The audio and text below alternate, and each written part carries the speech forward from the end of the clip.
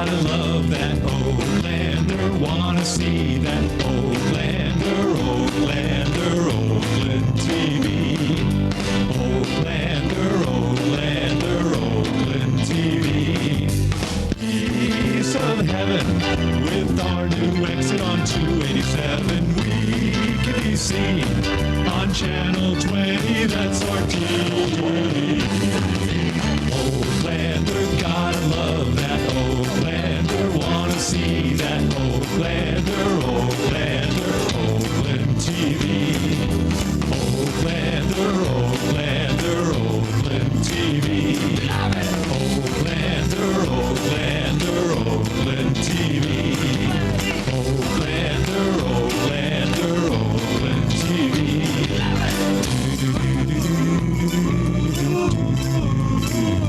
Love it. Catch our fall season. Good evening, and welcome to the Oaklander. I'm your host, Al DiGiacomo. This is a special occasion for the members of OK TV Productions. This is our 25th Oaklander program, and we hope that you will enjoy the show as much as we enjoy making them. Our first guest tonight is chairperson for Oakland's third annual First Night. To give you all there is to know about this year's festivities is Marianne Gurney. Thanks for being on the program, Marianne. Glad to be here, Al.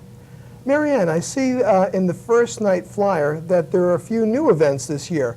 Can you give us a rundown of what First Night is all about this year? Sure.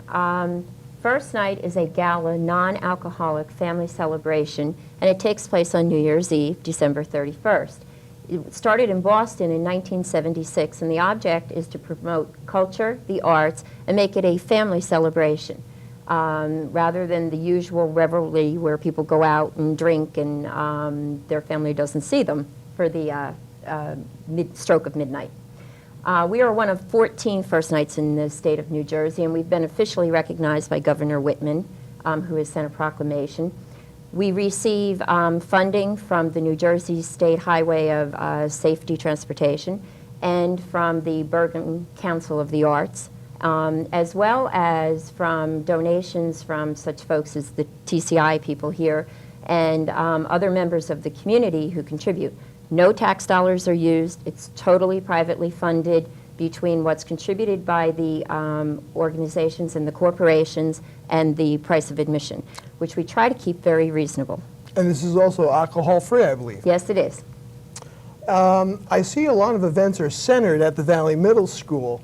But there are a lot of other locations. What are some of the other sites that will be hosting First Night activities? Well, we go everywhere from up to the Dogwood School, to the Ponds Church, to the Copper Tree Mall. The Yorpo Firehouse will host an event, the Messiah Lutheran Church, and of course our big finale is down at ShopRite. Which is a little new this year. Actually, it's our second year having the party at ShopRite. Of course, the ShopRite, another big sponsor of ours and a very good contributor to this campaign, is hosting our dance party at the end, and they have refurbished the entire area. They've added 150 new lights under in the parking area and redone it, and it'll be quite nice this year. And what about some of the performances that'll be at these sites? Well, what we've done, our usual format is we have children's entertainment starting at 4:15 in the afternoon. And besides bringing back Professor Putter and some of the, and Mr. Lizard, although both Mr. Lizard and Professor Putter tell us they have a new act this year. So if you saw them last year, you'll still want to see them this year. We also have an act called Outrageous Pets, which are all different kinds of exotic animals, including a chinchilla. And something new, we have participation. We have human bowling ball, joust with a friend, and the Velcro wall. You know, that thing you saw on Johnny Carson where they run up and stick to the wall, or Sure, David Letterman, that's right? it, yeah. Well, we're going to have our very own Attack a Wall for the kids. And something else that's new is we're hosting a party up at the high school. It's being put together by a really terrific girl up at the high school, Cassie Wagner, with some help from the First Night team. And the classes are participating. They're going to sell soda and make it a fundraiser for each of the classes.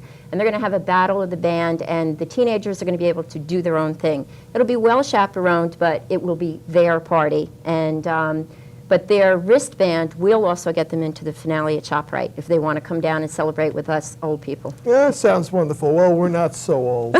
Come on. What about some of the new performers? I think we have about 30% are new performers this year? Well, you know, we have some favorites who come back each year and that we get requests for. For instance, Lucy Kaplansky and Richard Schindel have appeared. This is their third year. And the site manager who manages that site requests wherever they're going to be, that's where he wants to be for the night, and he just stays there all night because he likes them so much. However, we have brought in some different types of acts this year. We have Barbara McCarthy, who's, we got a tape from her. She called herself a chanteuse, and we played the tape, and she's really terrific. She does a cabaret nightclub type of act with popular songs and different types of music. We also have the Dynamic Youth Dance Troupe, which is a new school that opened here in town, and these girls tend to be older, and they're really professional level. We saw their act, and they're just really terrific. So that'll be a big stage production that will take place. Now, on top of that, we've brought in some recording artists. Each of these people have signed contracts and have albums out. John Gorka recently released his 6th album, which is called Between 5 and 7. And Katie Curtis, who recently appeared at the John Harm Center, Dar Williams, and Lucy Kaplansky were at the Bottom Line. Lucy's also released a new album. So these are people who you've heard of. Someone who, if you're really into music, you will have heard of is Michael Smith. He wrote The Dutchman, which was performed by Steve Goodman, and it used to be played on NEWFM Rock. It was a staple of their repertoire that they played.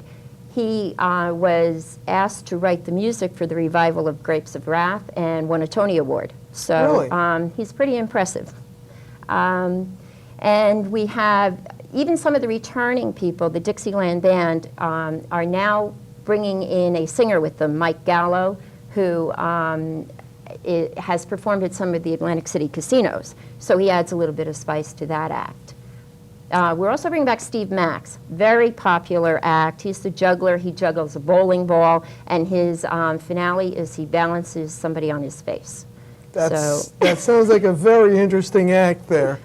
What time does First Night 96 get started? The children's act start at 4:15. And I keep saying the children's acts, but you should keep in mind that we have a magician who will perform between 9 and 10 o'clock. And Professor Putter, who's doing a children's act, will do a slightly more adult version, but still entertaining to children later on in the evening. So it starts at 4:15 for the real youngsters. Right, and then about 6:45, the, quote, adult acts start. But we certainly invite the children to stay around because there's still plenty for them to do. Sure. In the past, the First Night Committee used the button entry system. Right. And where can people buy the First Night buttons, and how much were they, and where can they be found?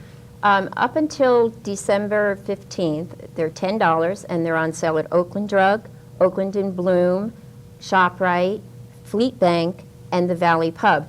And after December 15th, the price goes to $15. And children under 10 and under are free. Which is back to your 1994 prices. Yes. We got so many requests to try to make it more family-oriented. And what we did was we did get some funding from both Mother's Club and Father's Club to add the activities, the human bowling, and they're both sponsoring that. And they're great organizations in town that people ought to join up for. And I understand there's a Wear Your Button campaign for the downtown district. Tell us a little bit about that. This has been difficult to try to get off the ground. I don't think people have really quite grasped the concept. But if you wear your button into certain establishments, you get discounts. For instance, at the Valley Pub, they will give you 10% off your bill. At Oakland and Bloom, they will give you 10% off a purchase of a flower or arrangement. And at Oakland Pizza, they will give you a free drink with your dinner. So if you buy a button for $10 and you go to the Valley Pub and spend $50, you'll get 5 off. And if you go to Oakland and Bloom and send your mother-in-law a bouquet for $30 and go to Oakland Pizza and have dinner, you've paid for your button. Sure. So you go to First Night for free. Other organizations are signing up for this too. And you've solicited the people who help the other That's events right. that happen The all year reason in that this town. doesn't cost any public Sure. tax dollars is because people like the Valley Pub in Oakland and Bloom support us and participate in this program. I see that next year, or for the year after, you have a design a logo contest for some of the young artists in town. Yep, we're going to have 3 levels of prizes, one for the elementary school, one for the middle school, and one for the high school. And what we've asked is that the children get involved in designing the button. The button last year and this year was a combination of the committee, the First Night committee ideas that they submitted. We thought this was a good way to get input from the creative young minds in town. And there will be a prize given to at each one of the levels. This sounds like a long night here. Will there be food available? Yeah, that was something else that has been requested by many people, that we have more food available than we have in the past. So we've contracted with a food vendor who will come in. There will be extensive selection available at a couple locations, including up at ShopRite for the finale.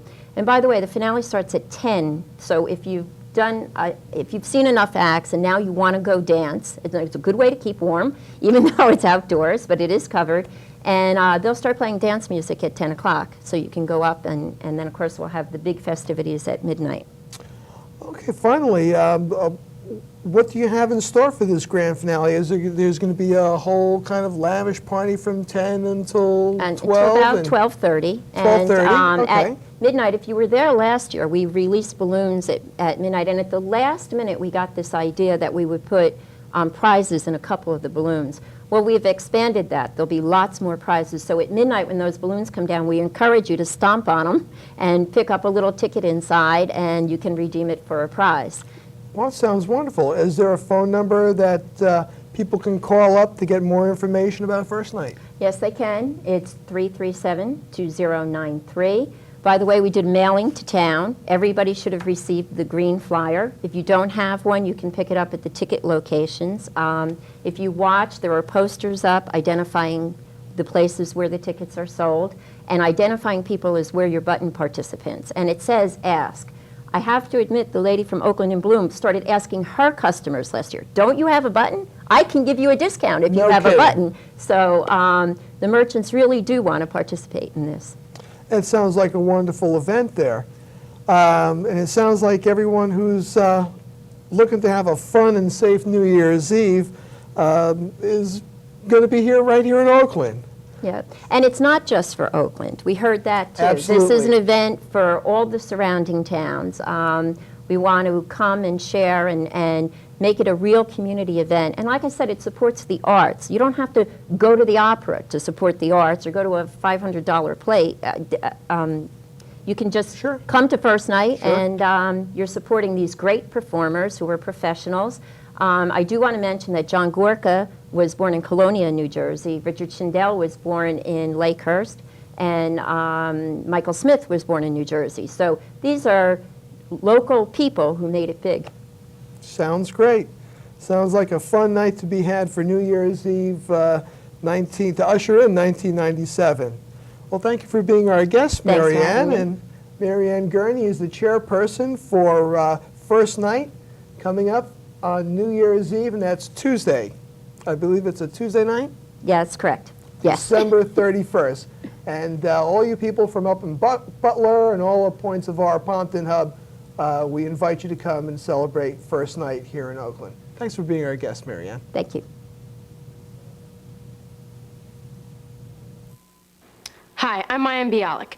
Each year, more than 6,000 American children are stricken with cancer. They grow up in a hurry. They're in for the fight of their lives. But thanks to research and treatments developed at St. Jude Children's Research Hospital, many of these children will survive cancer. But the fight goes on, and the research must continue in order to wipe out childhood cancer forever. For more information, please write St. Jude Children's Research Hospital in Memphis, Tennessee, 38105. Thank you very much. Welcome back to the program. We're in the studio of Blauvelt, New York artist Win Zibian. Win Zibian calls his new realist paintings anti-landscape. So often he's been asked, why don't you paint landscapes? Landscapes are everywhere. These are his reactions to what he considers safety and blandness.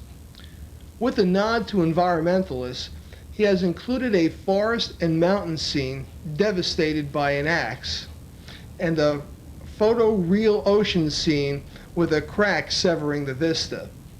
To acknowledge the Hudson River School, he has painted a winter scene with the Blue River spilling out of the paint tube. He shows a Maine beach with a very real rock suspended before it. He plays with our ideas of reality by painting frames within frames. Zibian says, if I have been successful as a result of seeing my paintings, the viewer will see something familiar in a completely new way. Win, thanks for being on our show. Thank you. Win, what exactly do you mean by an anti-landscape painting? What I mean is my reaction to very typical, dull, boring Hudson River type of landscapes. And what are some of the people's reactions when they see these paintings? Well, major reaction is they want to touch them because they feel that the frames are real, the objects are real. So you are playing with the illusionary effect with it. Yes. How long does it take to complete a painting? Well, that depends, Al. It could take a year. Sometimes I don't even complete a painting, but on the average, 2 weeks to be happy with the painting. Do you work at more than one painting at one particular time? Well, Al, when you work in oils, the paint takes a very long time to dry, so I work on several paintings at once. Your paintings are so real. I had to look several times to confirm that what I saw wasn't real. Could you tell us a bit more about that, Wayne? Okay, one spring I was painting in my studio and a bird flew in through an open window. Now I was doing paintings of trees and they were very, very realistic and three-dimensional, sort of a combination of painting and sculpture. And this bird flew around my studio, landed on my painting. It chirped to me, and then it flew out. And that was the greatest compliment I've ever received. Really? Very in touch with nature, right? Or nature being in touch with you. Exactly. Where do you go for your inspiration for your work? Well, I go all over the place. I go to museums, I go into the woods, I go into the city, I ride the subways. I draw a lot, I do very fast sketches, I make them into collages, and I play with the images. So you've always got something in your mind that you're working on at any given time. I always have something in my mind, but if I run out of ideas, what I like to do is to travel. I've been as far as Hong Kong and as close as Philadelphia, and Europe is a place I really like to go. So if you were taking a walk one afternoon or you were in your studio and you would run out of ideas, you would say it's time for a road trip, it's time to travel? It's time for business and it's time for pleasure. Sounds like a nice combination. In your thoughts, what are the qualities of a great painting, Win? Well, a great painting is one that draws you to it. You have to go over and look at it. You have to keep on looking at it, and you want to look at it. You can look at it for hours. And then when you go away from it, you can't forget it. I suppose that a painting that's great to one person is not great to another, so a great painting would be one that everybody thinks about, or most people think about all the time. You work in several different mediums also. What's your favorite medium to work in? My favorite medium is oils and acrylics. I've worked in three-dimensional mediums. I've worked in sculptures. I did a series of streams where I take a block of wood and carve the stream and then painted it realistically. But I'd much rather work in 2 dimensions. I also see you have some strange types of tools. You don't normally use the same type of tools that a conventional painter would use. Could you describe some of the other types of mediums and tools that you use to create your art? Well, Al, you'd be amazed at what I use. I use toothbrushes, I use airbrushes, I use sponges to paint with, I use toothpicks. Sometimes I even use my fingers. But I think brushes are the best.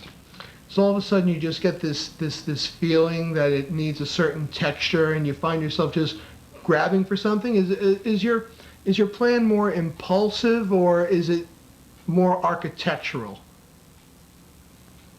Everything's in my mind. Is that a good answer to you?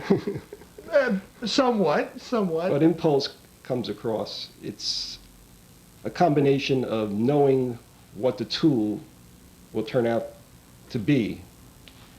Airbrushing is very useful because it breaks the painting down into atoms and hazes the painting, just like life. Sounds very, very interesting. When we return, I'd like to know some of your artists that that have influenced your work when we get back. And we will return with artist Win Zibian after these words, and please stay with us.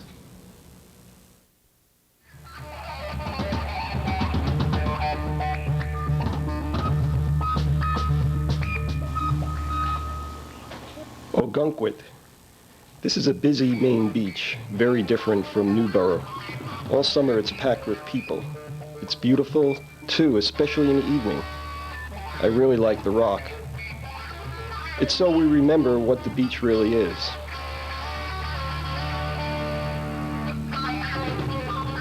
Hudson River number 2. This is the Hudson at its best. In a way, it's a tribute to the Hudson River School.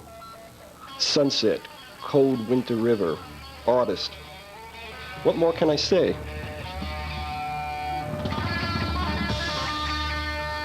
Axed. You can read this one 2 ways. Of course, it's another environmental painting. So many forests are being destroyed. However, it's also an old landscape print that I found in the barn. I thought it was so cliché, I decided to destroy it.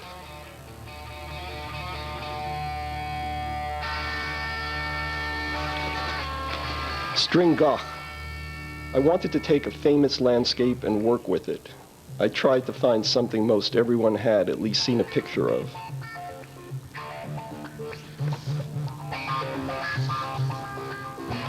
Blue Hudson. This is how I feel about Hudson River landscapes. Much of the Hudson isn't beautiful. Most rivers can be quite ordinary. This is a very abstract painting. Stern's Revenge. When I started thinking about an anti-landscape series, I remembered when I was about 17, I had painted what I thought was a masterpiece. My friend Michael Stern came over and threw a dart at it. I guess I've never forgiven him.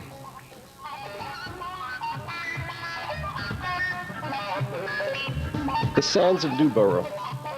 Newborough is in North Wales. There are miles of protected dunes and beaches.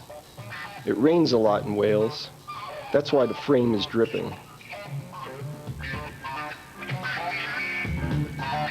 Framed. I collect old frames, very ordinary ones, not the thick gilded ones you see around old masters. I've always liked the idea of infinity. A frame within a frame within a frame within a frame. Black Brook. This is a painting of a very secret place up in the Lancashire moors in England. It's like an oasis, a waterfall falling into a stream with trees all around.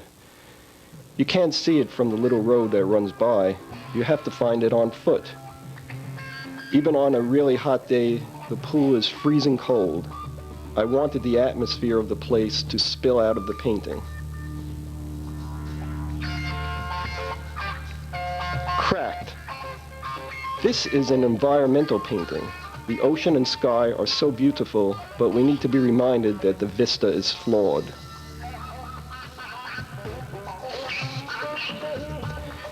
ALD number 8 is actually a drawing for a future painting.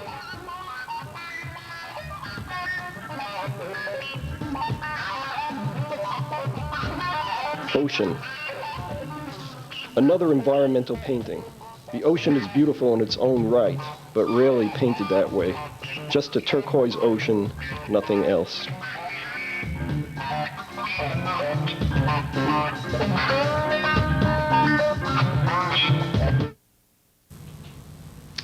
Welcome back. We're here talking with artist Win Zibian. Win, how old were you when you first knew that you had to be an artist? Well, Al, as far back as I can remember, I always wanted to be an artist. I always painted and I always drew, and that's always been a way of expressing myself. I suppose my parents would rather I become a doctor or a lawyer, but art is what I chose. Seems to be a good choice. Win, what artists have influenced your life and therefore your art? Magritte, I suppose, the most. Surrealism is my favorite. But I also like other artists, Cézanne, Dali, Duchamp, very important artists, Jasper Johns, Jackson Pollock, Vermeer. I could go on and on all day. And there are many critics out there. Are there people who come to your galleries and suggest things for you to paint? Exactly. What they want me to do is match their couch. They want me to do paintings of their children. They want me to do paintings of their houses. They tell me what to put into my paintings. They tell me what to take out of my paintings. But they don't really influence me at all, except for my latest anti-landscape series, when they kept asking me, why don't you paint landscapes? Your paintings are figurative with very recognizable objects. What are your thoughts on abstract art?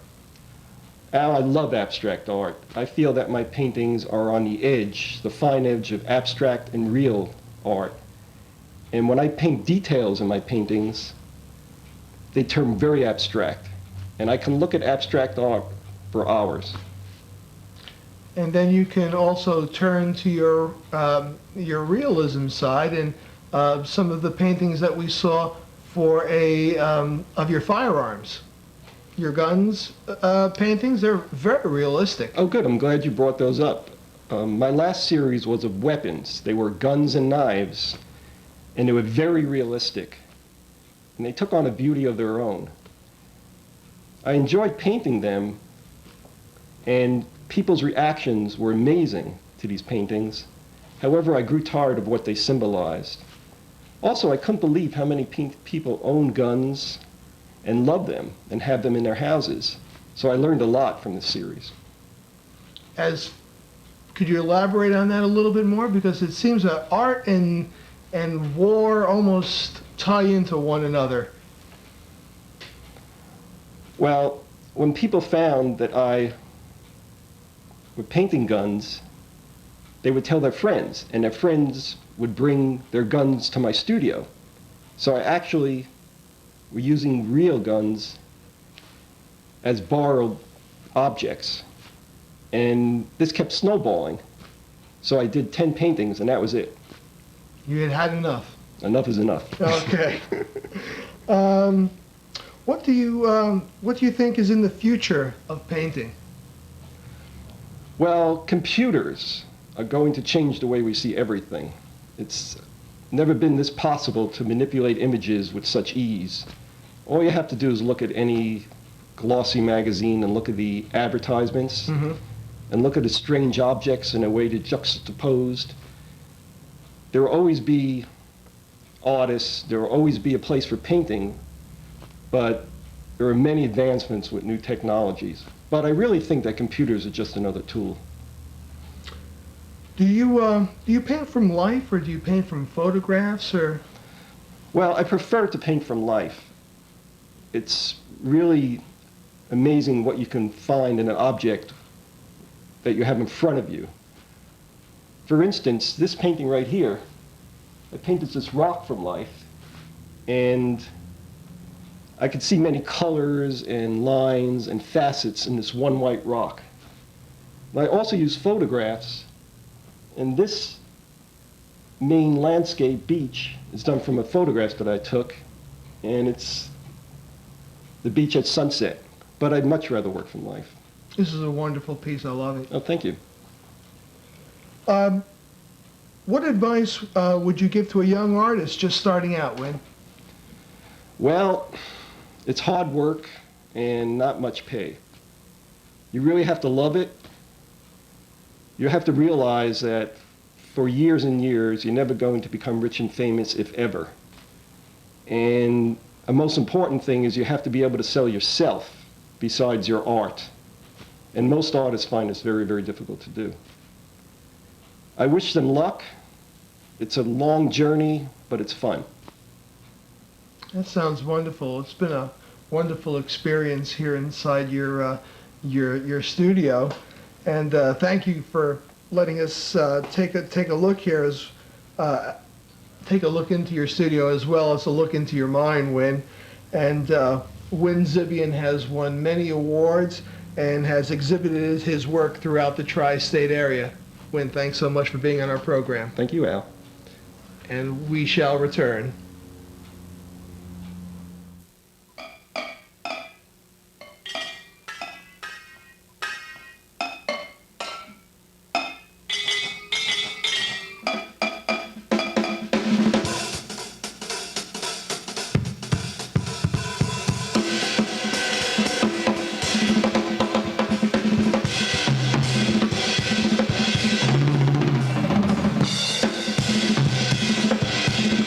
It's all how you look at it.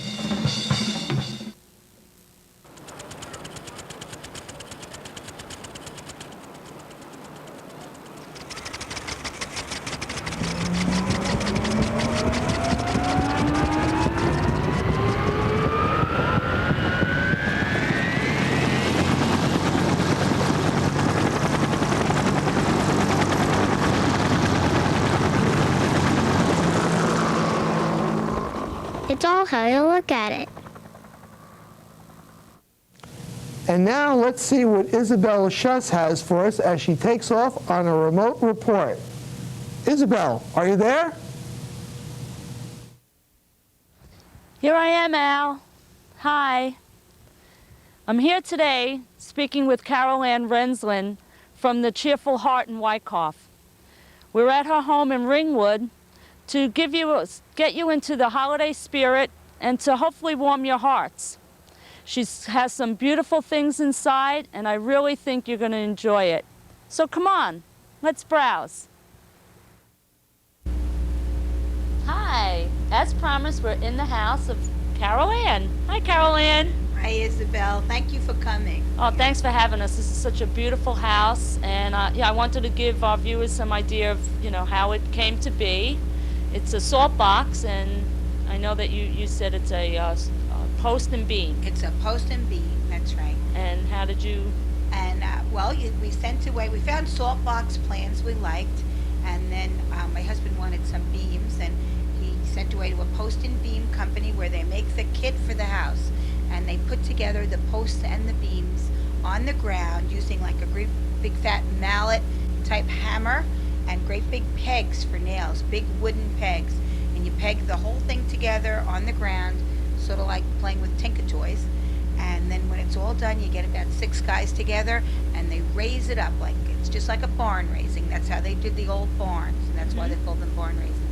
And there was one like almost everybody remembers in the movie Witness, when they had the big barn raising, and they raised it up, and it stood here and weathered through a whole winter, and then we started the next spring putting up like inner walls and finishing the house. Yeah, and now it's just filled with such wonderful things. I love Old it. things, I love it. I call it early attic. Early attic. That's great. That's a great idea.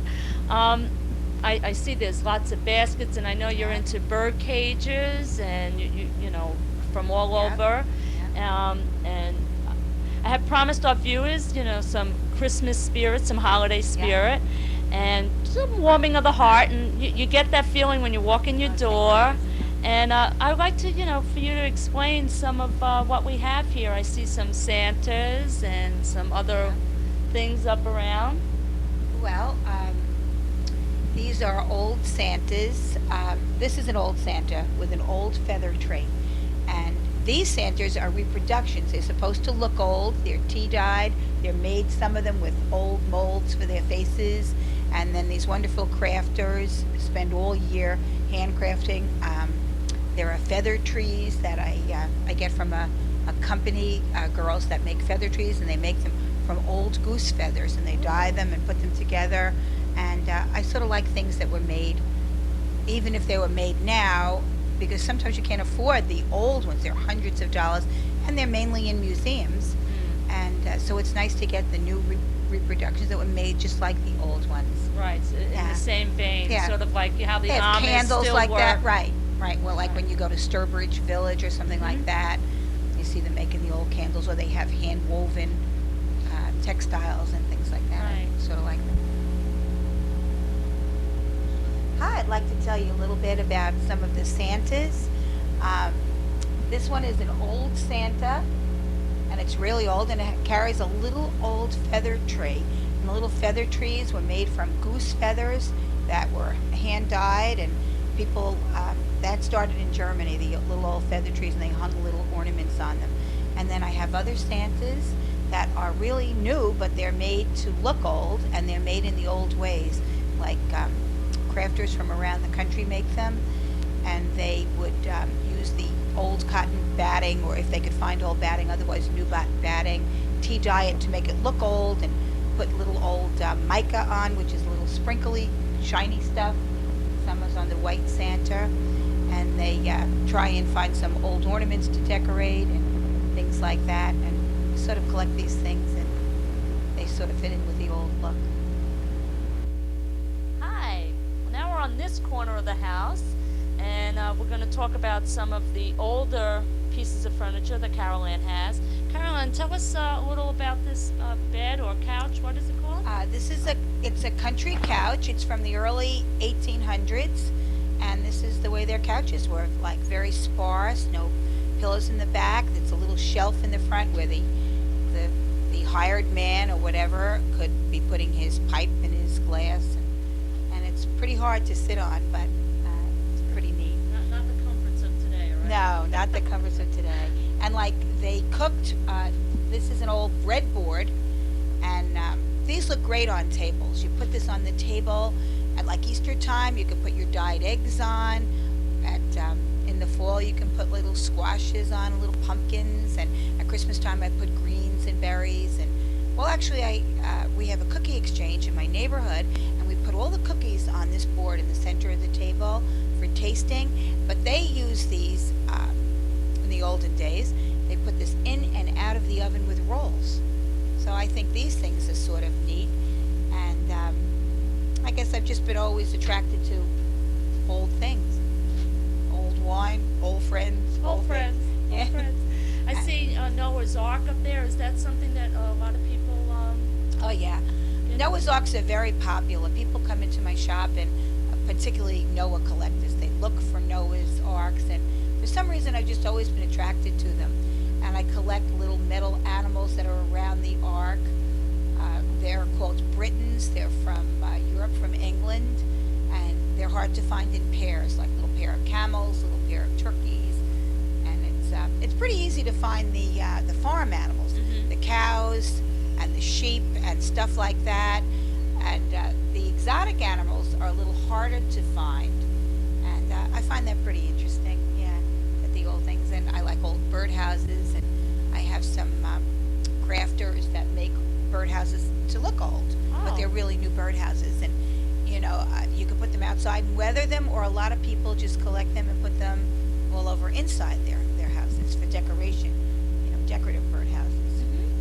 And this is a doll that my friend made. She always started with the shoes, and she'd find old shoes that would fit, and then make a doll around her, and she's dressed in old clothes, and she really looks like a child. Yeah, she does. Yeah, it's these are pillows made out of old quilts, and that's one of the feather trees over on that pie safe. There's a feather tree with the goose feathers, the dyed green goose feathers. And you said people nowadays are still doing that. Oh, We're yeah, doing it yeah. in the old tradition, but Yeah. making them for newer. Well, they have instructions, like in some of the magazines, the country magazines like Country Living and Early American Life, they have instructions on how to make a goose feather tree. Actually, this one ark up here my husband made, and one of my daughters painted it, and the instructions for it were in a 1982, I think, or 1983 issue of Early American Life. And it's a copy of one of the old German arks, because we're in Germany. Actually, this is pretty interesting, I think. Arks are very popular, and they were used as toys by, like, say, the Amish and the Shaker people, because their children weren't allowed to play with toys on Sunday, so they were known as Sunday toys. And to keep the children quiet on Sunday, they could sit and play with the arks, and then Because the it child was had a like plaything, but yet they weren't really playing. Right, there So, was a and they did religious- Bible stories, right, with that, the Bible stories. That's great. Yeah, I thought that was always neat. Whenever I hear these little blurbs about what they did, I always think, oh, how neat. Yeah. Sort of want to do it myself. Well, we'll take a little break now, and we'll come back with the rest of Carol Ann's house. Thank you. Well, this is the end of our tour of Carol Ann's house. We're in the kitchen. All the pots and all the knickknacks, everything's great. Of course, she made us wonderful crumb cake for myself and the crew. So we want to thank you for having us in your home. It's been great. Oh, it's been great to have you, Isabel, and it was great meeting Greg and Al and Adam. Thanks. Yeah, I enjoyed it. I hope that everybody here has gotten some holiday spirit and some holiday cheer, and it's all thanks to you. Oh, thanks for coming. And next to my tennis game at Franklin Lakes Racket Club, the antiques are my favorite thing, I guess. Yeah, That's yeah, good. It's nice having you. Well, keep up the good work. Maybe we'll come and see some of your new stuff that you buy in the future. Yeah, sure, like Great. that. Yeah. Well, Merry Al, Christmas. Well, yeah, right. Merry Christmas. Happy New Year. Yeah. Back to you, Al. Thanks for that great remote report, Isabel. It's Aesop and the Fables. A fox once gave a stork some soup. The way he served it was wrong. The bowl was flat and the stork couldn't reach it. His beak was much too long. I see you aren't that hungry, said the fox, it must be true. So he finished up his dinner and he ate the storks too. Well, the stork served lunch the very next day in a pitcher oh so tall. Then the fox, even though he was starving, couldn't reach any food at all. I guess we're even now, said the stork with a grin. The fox put down his fork and said, okay, you win. The moral is, when you're the host, you gotta think of what your guest needs most. The moral is, when you're the host, you gotta think of what your guest needs most.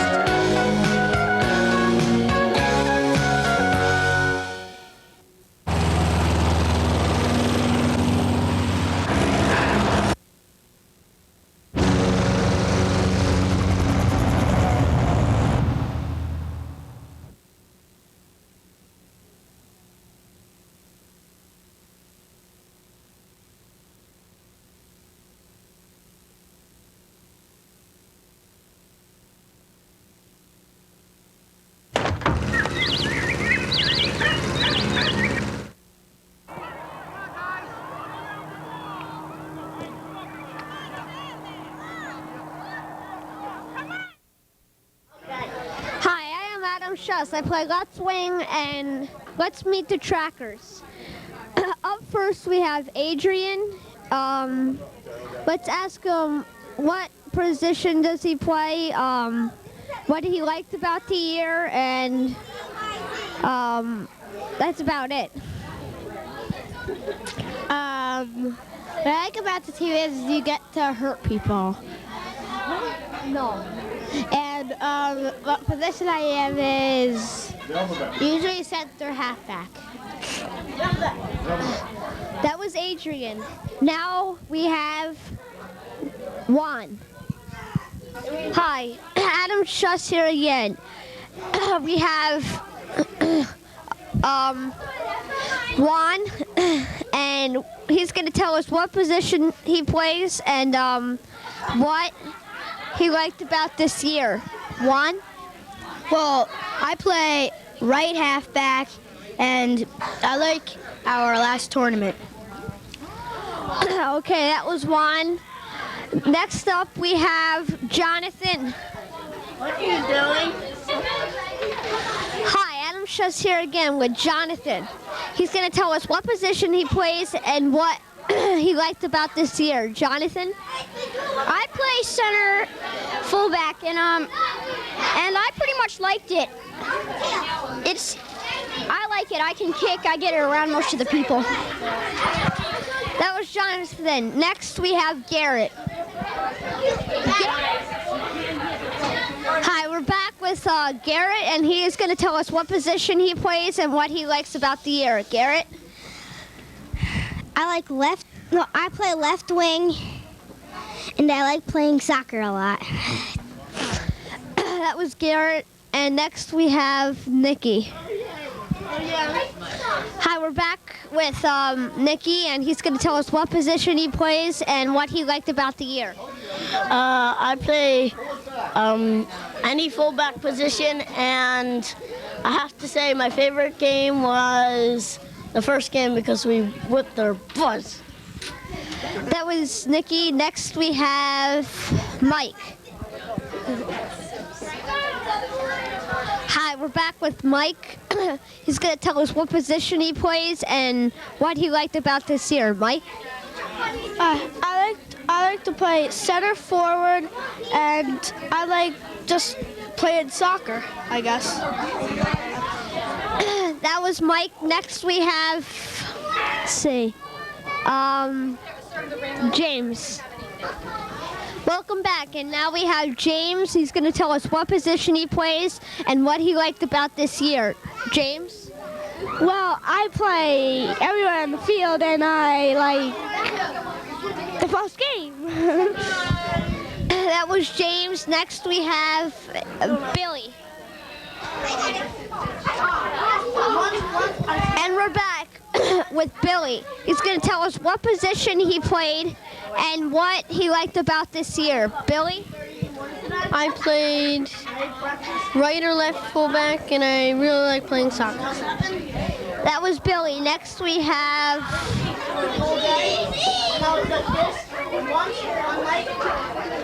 Hi, we're back with Glenn, and I'm gonna ask him what position he played and what he liked about this year. Glenn? I played fullback and halfback and sometimes forward. What did you like about this year? My coach. I liked to kick the ball around. And I guess that's it. Hi, we're back with Max, and he's going to tell us what positions he plays and what he liked about this year. Max? I usually like to play goalie or halfback on soccer. I just think it's cool because goalie, you can like do whatever you want, scream at the fullbacks. It's just so cool.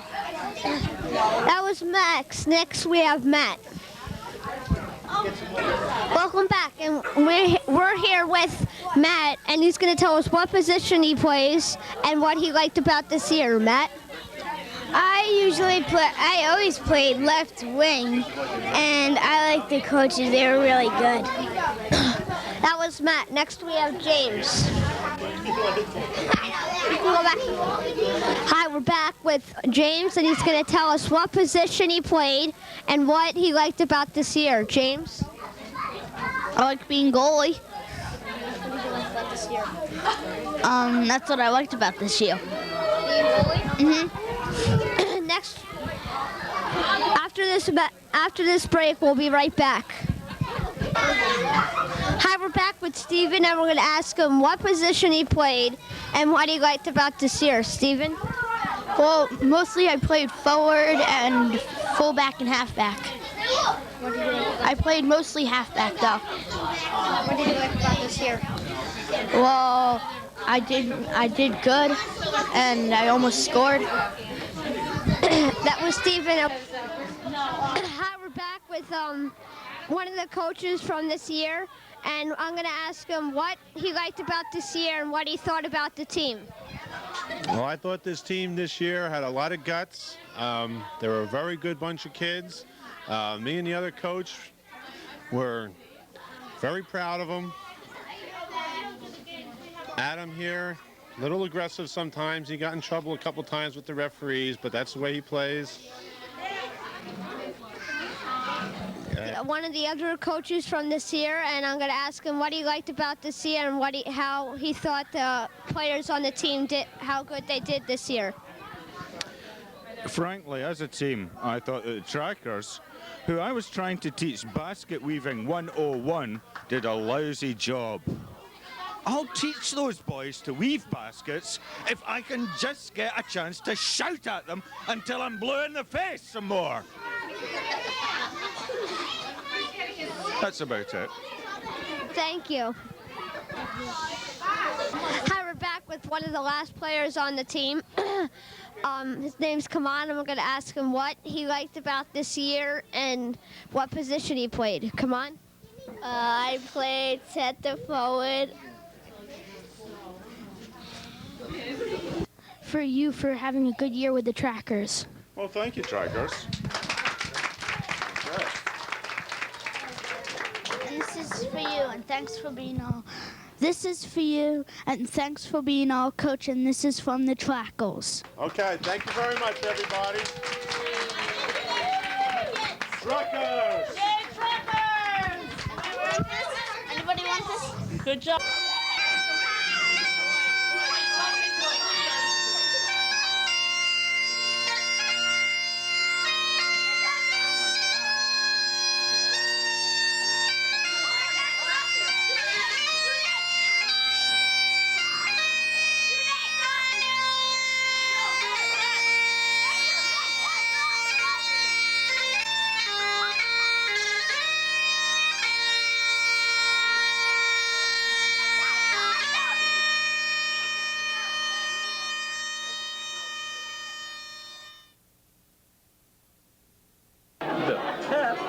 Happy 25 to the Oaklander.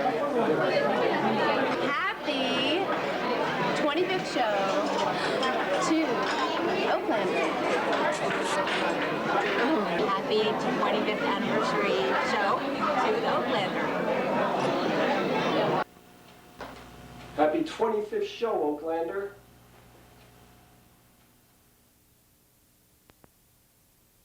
Hi, I'm Nancy Workma. I live in Oakland, and I've been involved with Flow Follies for the last 2 years. It's quite a show, and there's nothing like it. It's a lot of fun.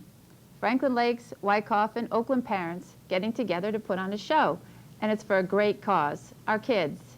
Since 1987, Flow Follies has raised over $135,000 for college scholarships. Please come and join us. You'll have a great time, and performances will be held from March 13th through March 15th in 1997.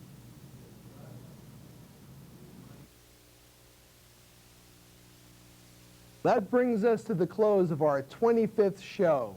I hope you're ready for the next generation of Oaklander productions coming your way in 1997. Our thanks to all of our guests tonight: Marianne Gurney, Wynn Zibian, Carol Ann Reslin, and Adam Schuss for that sport report. We also like to thank Rudy Dolce from Crossroads Productions for all his help in our show. So from all of us on the Oaklander staff, we bid you much peace and love, health and knowledge. Happy holidays. For the Oaklander, I'm your host, Al DiGiacomo, and we'll see you next time in 1997.